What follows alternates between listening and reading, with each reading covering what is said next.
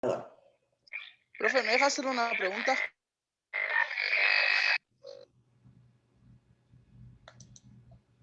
Bien. ¿Se va entendiendo hasta ahora entonces? Gracias, Cristian. El tema de la reflexividad en la modernidad, qué cuestiones cambian. El escrito yo traté de que sea propiamente desde Giddens, porque él tiene libros escritos de esto, entonces sería como recopilar tomos y tomos. No hay un capítulo que uno pueda seleccionar, porque en cada capítulo va desarrollando cada una de estas temáticas que nosotros vimos así de manera muy rapidita. Y lo que sí les voy a acercar es un escrito que después voy a poner en el Classroom, que es una tesina, que de paso tiene este doble de función el texto, porque esta tesina también les ayuda a ustedes a empezar a tomar conocimiento de cómo escribir un paper, una tesina, una presentación. Como futuros docentes de historia tienen que tener ese manejo también, aunque sé que después tienen en tercero, creo, la investigación histórica y tienen materias específicas. Esto está bueno porque es una síntesis muy apretada que hacen los autores sobre de la sociología y de las ciencias políticas siempre, ¿no?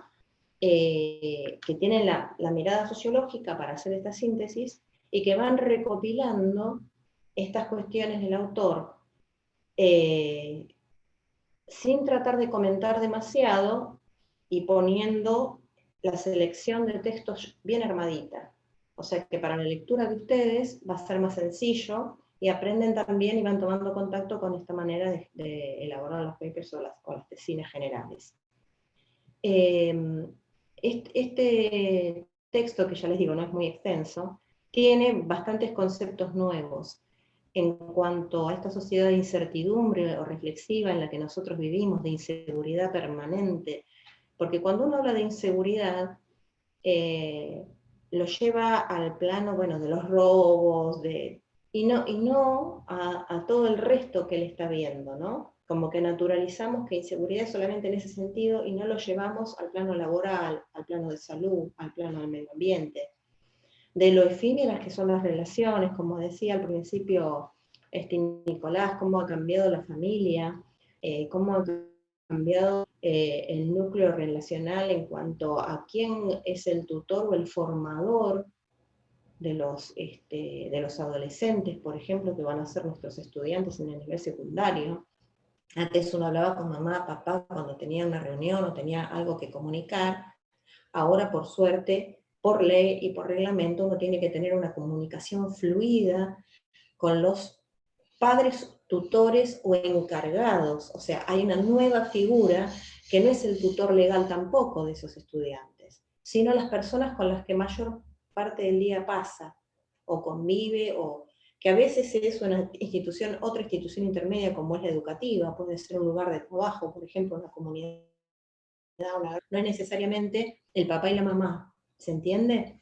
Biológicos o legales, o el tutor legal. Hay muchas transformaciones que la institución educativa, la escuela, digamos, está tratando de ir en pos de esas transformaciones, de ayornarse en un montón de sentidos a través de las nuevas leyes nacionales y provinciales de educación y a través de esta obligatoriedad del nivel secundario. Nosotros hasta ahora vamos a pasar a los autores. Trabajamos en el origen de la sociología, Comte, Durkheim, y estamos con Giddens, estos tres autores. Tenemos definidos los temas de investigación por grupo. Y ahí Ya estamos en empezamos a esto, profe. definirlos. Porque lo ideal sería que ella presentara el listado para la clase que viene, que eso lo encargo siempre al delegado para ver si ya pueden armar cómo están conformados los grupos y qué temática van a elegir. Ustedes van a encontrar que en los ejes que yo doy para trabajar los textos van a tener siempre una pregunta a partir de ahora, que es cómo lo voy a aplicar a la problemática educativa que yo seleccioné. O sea, en los trabajos prácticos ya va a aparecer. ¿Por qué? Porque nosotros tenemos ahora un lapso bastante corto, y esperemos que no aceleren las vacaciones, porque junio pasa muy rápido, y para julio nosotros tenemos que tener no solo enfocado, sino escrito el tema, para poder hacer la defensa oral. Entonces, sería bueno que ya empecemos a aplicar los autores, que ya empecemos a pensar cómo vamos a presentar a cada autor de esta primera parte y cómo vamos a hacerlo poner en lugar de cómo vamos a pensar la situación, qué nos va a aportar. Siempre nosotros tenemos que pensar en cada autor cuáles son las causas del problema que nosotros seleccionamos que vería, las consecuencias y las soluciones. Por ejemplo, en el caso de Giddens, cuéntenme alguna problemática que hayan seleccionado, a ver si lo podemos hacer entre todos. Profe, yo le quería hacer una pregunta. ¿Me escucha? Sí, sí. ¿El enfoque convergente está relacionado con el individualismo? El convergente, bueno, en el caso de Giddens hace mucho hincapié en la subjetividad individualista que tenemos dentro del capitalismo todos. Tiene una mirada bastante poco feliz sobre el futuro del capitalismo. En este texto le pone un poquito, en este último que traje, le pone un poquito de fichas, digamos, a los movimientos políticos que van a tratar de modificar, sin ser independentistas y sin ser ultrarrevolucionarios, pero van a tratar de modificar de a poco la cotidianidad de los grupos sociales desfavorecidos. Porque él está mirando mucho las experiencias de Europa, donde hay grupos de personas que están generando comunidades autosustentables en alimentación, en medio ambiente. Y bueno, tienen el problema ahora con la pandemia de la salud, por ejemplo, porque la comunidad puede tener un montón de cosas, pero no puede elaborar una vacuna, por ejemplo, ¿no? O sea, hay cuestiones que el capitalismo rebasa y es como una ola inmensa que no se puede detener, ¿no? Pero mientras tanto, él está hablando de cómo esas comunidades se están empezando a organizar de alguna manera. No sé si a eso apuntaba tu pregunta. Sí, sí, y después hace una crítica al positivismo, ¿verdad? Sí, Y el campo de las ciencias naturales. sí, claro, perfecto, sí. Entonces, bien, bien, bien. Está Sí, sí, contestada sí, la porque pregunta. obviamente, imagínense, por eso yo les decía, el paradigma científico es totalmente diferente. Una cosa es en ciencias naturales medir, pesar y hablar de la neutralidad valorativa y decir, bueno, yo describo de manera neutral la realidad y no va mi ideología, no intermedia mi política, no intermedia. Y por otro lado, en el paradigma actual sabemos que el individuo, sea o no científico, está atravesado por una cultura del momento en el que nació, de la sociedad en la que desarrolla su vida. Y la tiene que hacer explícita, esa es la única manera de ser claro con el lector, decir, bueno, yo pertenezco a tal corriente, desde el inicio, digamos, desde la introducción del libro, podríamos decir, desde el prefacio empezar a hablar, mi posición teórica es esta, porque hacerla explícita es la única manera de mostrar las cartas, digamos, de hacer un juego digno. O sea, eso es lo que la comunidad científica estableció, ¿no? Estamos hablando de el siglo XX. Entonces hay una diferencia en tiempo, en paradigma científico y en postura ideológica también. Porque en la convergencia él dice, bueno, el sociólogo puede ponerse y debe ponerse en el lugar del otro, darle las soluciones, pero tampoco tiene la verdad absoluta. El grupo estudiado puede o no tomar las soluciones que le brinde el investigador. O sea, reconoce cierta autonomía, que antes eso no estaba. Imagínense en la época de Malinowski. Malinowski venía con una cosmovisión eurocentrista donde la cultura era la europea y todo lo demás era salvaje a modificar. Entonces, eso se modificó de manera drástica, tardó mucho, digamos, para mi gusto, pero bueno, finalmente se hizo. Entonces, bueno, estamos en otro paradigma. Es una gran diferencia con lo anterior. Bueno, ¿tienen algún tema? A ver si podemos empezar a aplicar a Giddens, por lo menos. Profe, tengo otra pregunta que no me quedó clara. Sí, Con respecto al trabajo, entonces nosotros tenemos que en el trabajo volcar los autores que estamos viendo únicamente. claro. En esta primera parte, todo lo que veamos en la primera parte, sí. Claro. O sea, profe, ¿se usan los 3 autores o podemos elegir uno de los 3? No, los 3 autores, hay que aplicar los 3 autores. Es muy cortito porque siempre primero haces una introducción del autor, por ejemplo, decir, bueno, Comte, padre de la sociología, escribió en 1782, escribió tal cuestión, escribió tal otra, pertenece a la corriente del consenso, ve a la sociedad así, al individuo de esta manera, para él la familia es el centro de la sociedad, y sobre este tema diría que las causas son, las consecuencias son, las soluciones son. Bien concretito, no va por cantidad de escritura, es bien concreto. Es aplicar el autor, que a ustedes les sirvan las visiones sociológicas de la realidad, para cuando entran a una escuela, para analizar un caso, para analizar un escrito, que sea como una herramienta para ustedes, ¿no? Que les aporte instrumentos de análisis.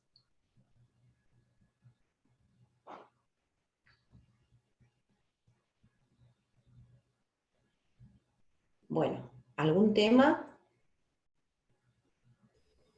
Más o Nosotros menos todavía no general. lo tenemos bien definido, pero teníamos otra idea. Se ve que no entendimos bien eso. Estábamos buscando algunos autores que tengan que ver con nuestro tema, así que no sabemos si vamos ahora a seguir con el mismo tema, y de hecho la mitad de mi grupo no está hoy en la clase. Así que va a girar dentro de la problemática de la adaptación de la docencia a la virtualidad. Pero ahora vamos a rever eso, pero a ver si nos ayudan estos textos a relacionarlos con eso, si no vamos a cambiar, pero en principio, Calculo que este como tema último central. texto te va a servir para ese tema. Bueno, seguramente sí Es sirve. muy interesante la virtualidad. Buenísimo. Sí. Bueno, eso es lo que vamos a plantear de nuestro grupo. Profe, Sí, nosotros tenemos con Florencia, Priscila, el tema del encierro en las cárceles y la educación. Cómo se educa dentro de las cárceles, ¿no? O cómo se utiliza la educación dentro de las cárceles como elemento socializador, si se quiere. Sabemos que, por ejemplo, Durkheim habla de eso, no sé si Comte y no sé si Giddens, porque no llegué hasta ahí. Pero, por ejemplo, hay un marco legal que está establecido dentro de la ley de educación en contextos de encierro. Así que el marco legal está. Ahora, yo la pregunta sería, en Giddens, no llegué ahí, no sé si habla de esta problemática, ¿no?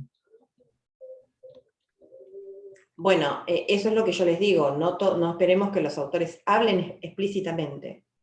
Lo que podemos hacer, y por eso lo vamos a tratar de hacer en clase juntos, es deducir, conociendo el posicionamiento del autor, qué diría en esta situación, qué nos aportaría en esta situación. O sea, nosotros ponernos en la cabeza del autor sería, o en el pensamiento del autor. Exacto. Es muy interesante este tema de la educación en contextos de encierro, está pautado así, como bien decís, por ley, y la idea justamente, en este caso, es, bueno, ¿desde qué lugar lo vas a tomar? ¿Desde el estudiante, desde el docente? Estimo que desde el estudiante, qué tipo de educación, cómo está programada y demás. Pero hay que constituir la problemática. O sea, ¿qué diferencia esa educación de la tradicional o de la oficial o formal? O cuál es recortar el problema, porque si no es muy amplio, ¿no? Si yo digo, bueno, es toda la educación, no, es el nivel de los adolescentes o que estarían en nivel secundario si estuviesen en libertad, cómo se desarrolla eso. Durkheim, bueno, atraviesa todas las temáticas educativas porque para él la educación es la transmisora de valores, entonces el rol del docente es fundamental para que el capitalismo subsista y la sociedad esté ensamblada, ¿no? Ahora, en cosas forzada la relación, en Giddens no, porque sí está hablando de esta reflexividad y de las maneras que adopta la cuestión de la sociedad, el dinamismo cambiante, cómo afecta la globalización a las decisiones que tomamos, entonces por ese lugar lo podemos analizar, la situación de encierro. Bueno, que se va constantemente, ¿no? La vida de este individuo a través de la educación como elemento socializador, como vos decías. Entonces, es un tema muy interesante y que da para todos los que son los autores contemporáneos, pero vamos a relacionar con mayor facilidad. está bien. Perfecto.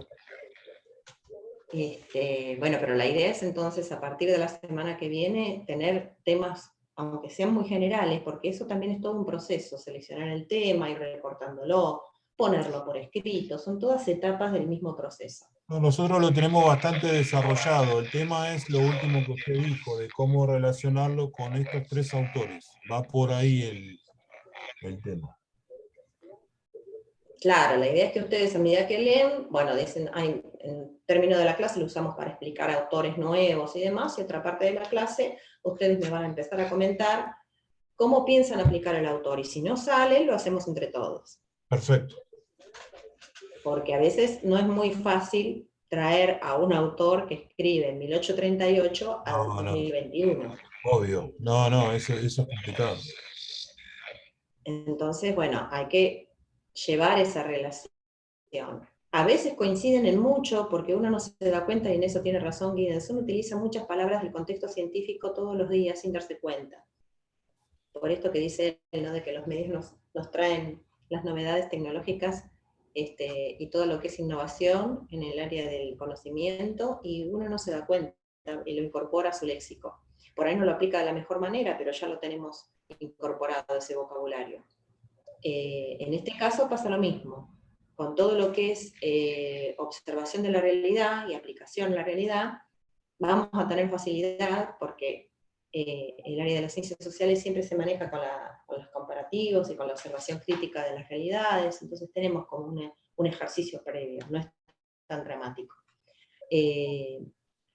Creo que en la medida en que ustedes empiecen a hacer comiencen este camino, digamos, de recorte y de ponerlo por escrito, se va a hacer más sencillo, va a ir surgiendo solo. Por eso también está planificado como trabajo en equipo, para que se vayan realizando los debates entre ustedes e intercambiando opiniones de cómo lo planificarían y cómo lo aplicarían, ¿no? Está bien.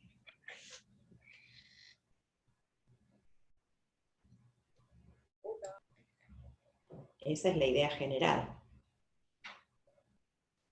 Profe, buen día, soy Sebastián. Buen día. Yo no estoy en ningún grupo, tuve un problema con la computadora y no me perdí una clase que había que hacer esto en grupo. Pensé que había que hacerlo, se podía hacer solo. Si algún compañero, no sé, Cristian tiene los grupos, yo no sabía.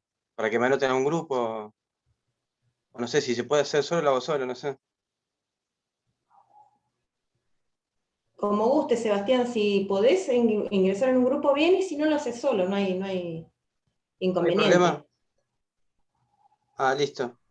Bueno, No hay problema, no, está planteado de manera grupal, como para que sea un trabajo colaborativo, donde haya un debate interno, donde haya tratamiento de los temas, para que no quede solamente en una cuestión expositiva meramente, y que haya más trabajo de reflexión, justamente como dice Guido, ¿no? De reflexividad sobre los sí, sí. textos y sobre la realidad. Pero bueno, Ah, sí, igualmente de lo que el gráfico haga, como dice usted, cualquiera puede aportar ese mismo día en clase,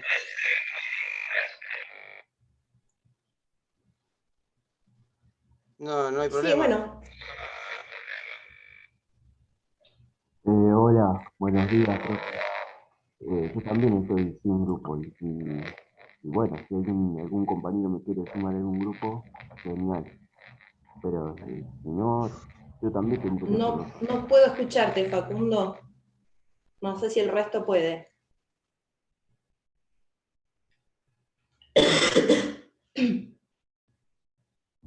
¿Me escuchas? Hola, Ahí un poquito mejor, sí. hola, ¿me escuchan?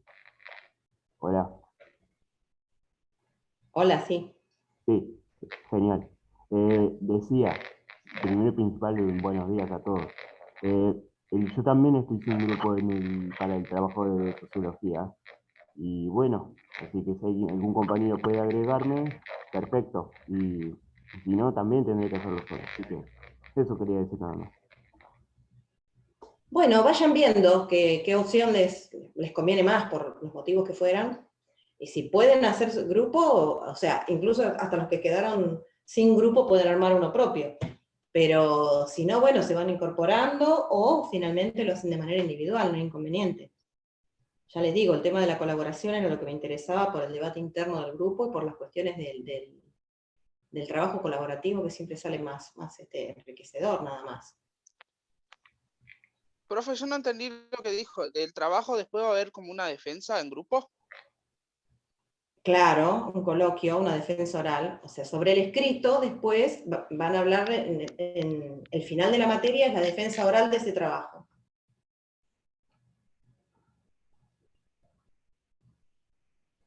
Por eso el coloquio, bueno, cada integrante del coloquio tiene un tiempo de exposición y hablan entre ustedes, ¿no? No se refieren al tribunal, hablan entre ustedes sobre la temática y el tribunal puede por ahí interrumpir el debate entre ustedes y decir, bueno, a ver, decime por qué decís esto y por qué decís lo otro, o si no, ustedes siguen entre ustedes hablando, los integrantes del grupo se dividirán entre ustedes, por eso digo, lleva mucho trabajo interno del grupo porque cada uno va a hablar de las relaciones entre distintos autores.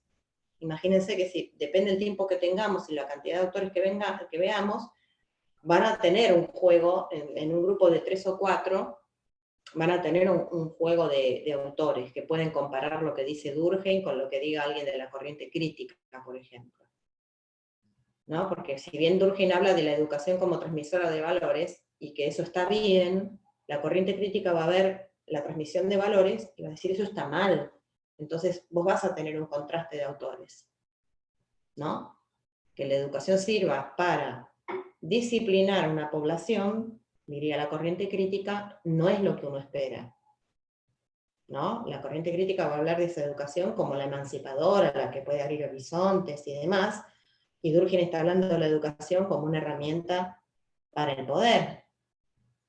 Entonces, así a grandes términos te digo, las dos corrientes, la del consenso y la crítica, van a estar todo el tiempo viendo el mismo fenómeno, que es el rol de la educación y de los docentes en esa educación, y viendo distintas cuestiones. Algo positivo y algo negativo a la vez. ¿Se entiende?